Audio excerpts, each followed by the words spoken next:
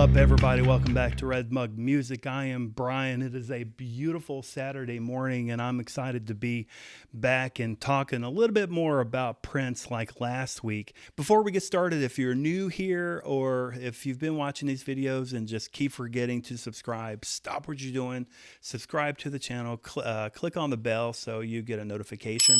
Every time a video comes out, I put one video out once a week, so I'm not going to bug you too much, but I want to make sure that you're the first to find out whenever a new video comes out. So make sure that you are subscribing, even share it on social media. Maybe you have some friends who likes this sort of thing, who likes Prince, or Duran Duran seems to have a strong following on this channel, but also talk about bands like AC/DC or Kiss, just Alice in Chains. I mean, I pretty much run the gambit. So anyway, don't forget to subscribe, ring the bell, share, all that great stuff. I would surely appreciate it. Now, if you were able to join me last week on my video about Prince's new album that's going to come out on, I think, July 30th, it's called Welcome to America. And if you haven't seen that yet, I'll post it down below and I'll link it up above so you can click on that. But circle back and click on it after you watch this video because it's going to be a good one. I mentioned the track listing of Welcome to America, and one of those songs was called Yes. Now, whenever I mentioned Yes, I thought, wow, this sounds vaguely familiar. I mean, just as simple as the word yes. I thought, under the context of Prince, it sounded familiar, but I just couldn't think of it at the time.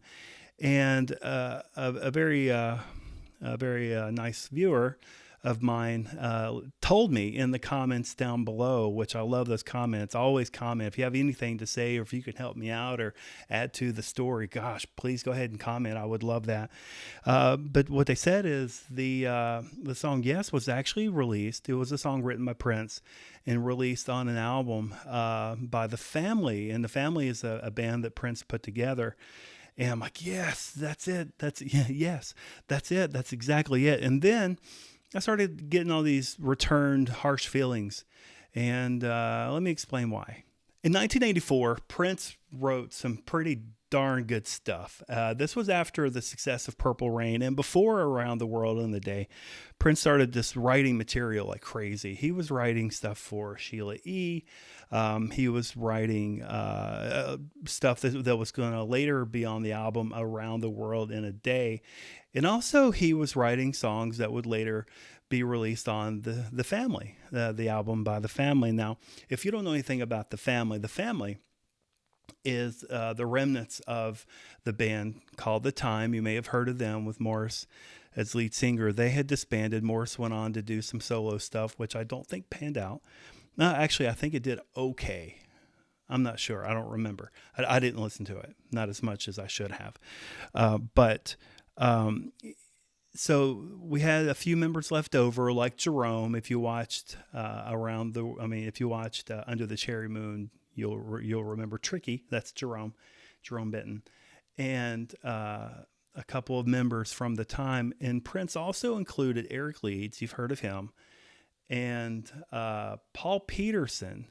And you'll know Paul Peterson if you're a Prince fan like me, a fanatic like me. You'll know him as St. Paul.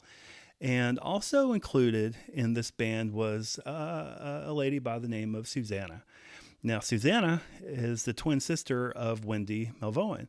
And you may know Wendy from Wendy and Lisa. So if you didn't know, Wendy had a twin sister, and her name was Susanna. And you're thinking, well, dang, I've never heard of Susanna. And if you think you've never heard of her, you probably know her more than you think you do.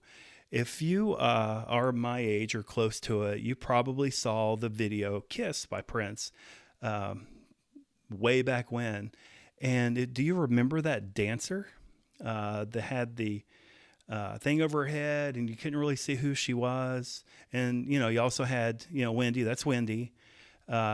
This dancer is Susanna. So that is Wendy's twin sister, which at the time during this video was Prince's girlfriend.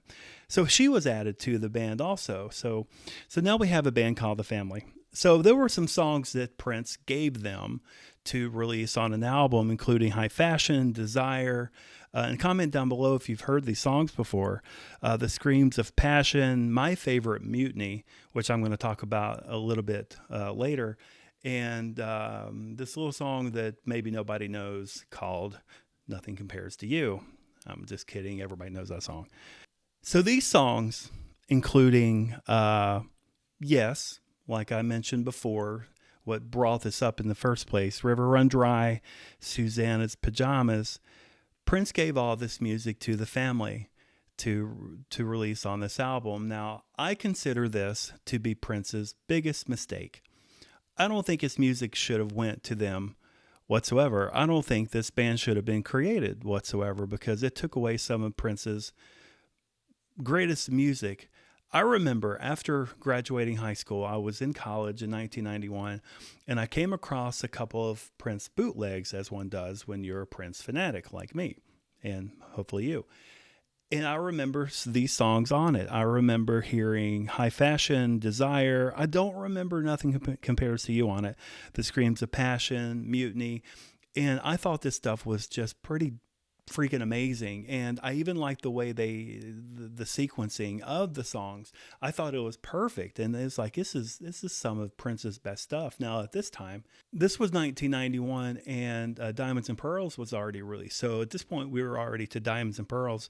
And I was looking back at this crappy, terrible quality cassette with these bootleg songs on it thinking this is some of the best stuff I've ever heard Prince do.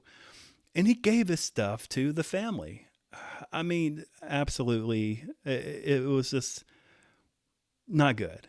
I mean, imagine this. Like I said, the next album to come out that he did was called Around the World in a Day, and I've got it right here. Imagine, if you will, some of these songs like Mutiny, High Fashion, Desire, Screams of Passion, even Nothing Compares to You, being on an album with songs like Around the World in a Day, Paisley Park, Raspberry Beret, Pop Life. I mean, really imagine. This would have been pretty sweet to have an album with this stuff. Now, he also, during this time, wrote songs that were on the Roadhouse Garden unreleased album, and I'll list that up above just in case you haven't heard that. It's in down below. I did a video on that, on what was supposed to be on that album, which was pretty cool. But imagine an album with all those songs on it. And I think Around the World in a Day, as much as you and I love that album, I think it would have been just a much, much, much better album, more fast paced, a little bit more, lively, because Around the World in a Day does tend to drag, and it's only 43 minutes long, with songs like Condition of the Heart and The Ladder and Temptation. As great as those are, they tend to make it drag. I think let me continue on with this fantasy that I have, that Prince would have released Around the World in a Day with these songs that he gave to the family and not even have created the family. And then when the next album, which would have been Parade, how cool would it have been if we took all the songs on Parade plus some outtakes that I would like to release a album on the outtakes later on. And I've mentioned some outtakes before that was written during this time, adding in Condition of the Heart and The Ladder and Temptation. I think those three songs would have been perfect on a Parade album. And so so like I was saying, I interrupted myself. If you take the music that was on that album plus some outtakes and then some of these, I think we could have had a really nice Parade double album that I would have accepted and thought would have been pretty freaking awesome. So how cool would that have been? And we would have been able to hear these songs, the Screams of Passion, Desire, Mutiny, and stuff like that. It would have been so great. It would have been so great. So hopefully whenever if they ever do release Around the World in a Day deluxe album, all these songs from maybe Roadhouse Garden and the family and all that stuff will be included on there as well. We'll at least, get to have it there. But the last thing I want to talk about before I go, I was listening to Mutiny, and I never noticed this before until here more recently. I personally think Mutiny and Controversy are basically the same exact song, except they just have, the arrangement's a little different.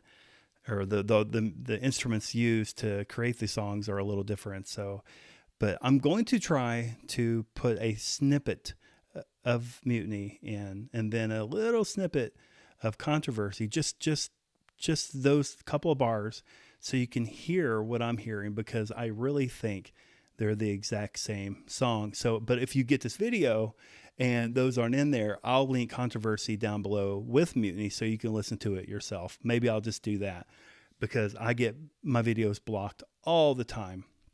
I make no money off these. And so maybe that's why they get blocked before they get demonetized, because of that. But anyway, I just thought it was a really cool little fact there, a little observation I made with Controversy and Mutiny being pretty much the same song. There is footage out there, live footage, I think during the time of Parade, where Prince did both of those songs back to back, and you could tell they're pretty much the exact same song. So I'm sure that was done on purpose.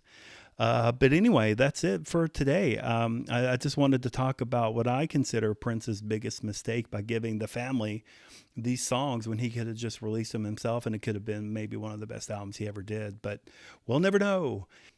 Before I go, I want to talk about my sponsor, which her name is Holly Carter. If you don't know her, she is constantly making people happy with her knowledge and her ability to just be amazing.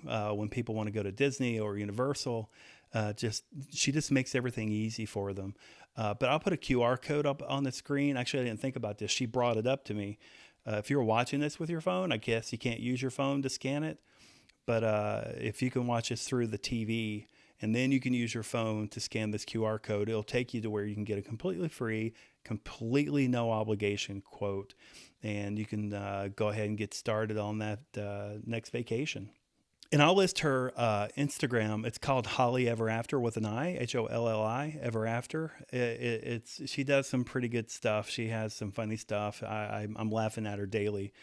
And so she's a really good follow. And, maybe if you're not going on vacation, if you have any friends, just let them know. Holly Carter, she's the way to go. So anyway, that's going to be all for today. It was really fun hanging out with you today, talking about Prince. If you have any comments about the video or anything you can add to it, like I said before, go ahead and do that. Or if you have any suggestions on anything, any kind of video you'd like for me to make, comment down below. So anyway, that's going to be it for me today. I appreciate you all hanging out with me today, and I will see you all next week.